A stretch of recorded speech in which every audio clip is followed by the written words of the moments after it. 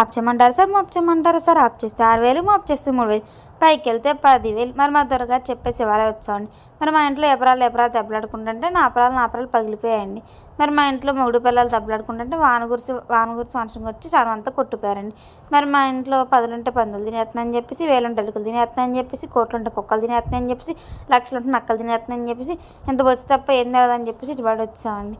మరి మా ఇంట్లో కేజీ బంగారం కుక్కనాగిందని చెప్పి చెత్తపోట్లు పాడేసామండి.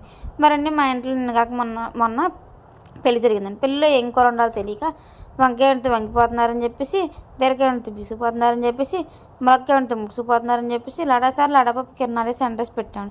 తిన్నాక ఇద్దరు బాగానే ఉన్నారని ముగ్గురు మంచం కట్టుకున్నారండి. మరి మిగిలిన పెద్ద పెద్ద మేళ్ళు ఉండాలంటే కింద పటారం ఉంది, పైన టపారం ఉండదండి. మా మేళ్ళు ఎప్పుడు గాల్లో ఎగురుతూ ఉంటాయండి. ఇటుకైతే తింకిపోతాయని, జమైతే జారిపోతాయండి, తాటాకైతే గలగల మండిపోతాయండి.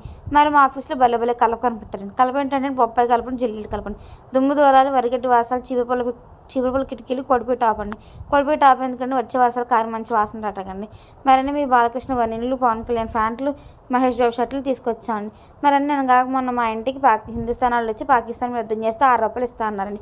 మరి ₹4 అడ్వాన్స్ తీసుకొని 6 నెంబర్ ప్లాట్ఫామ్కి వెళ్ళి జీడిగింజలు జీపేసి తోటకలతో బాగా తీసుకుని వెళ్ళానండి. వెళ్ళి జీబులో డీజిల్ అయిపోయింది. జీబులు చెల్లబడింది, నేను చిల్లబడ్డాను. మరి మాకు ఇస్తే మళ్ళీ లాక్కి వచ్చేస్తానండి.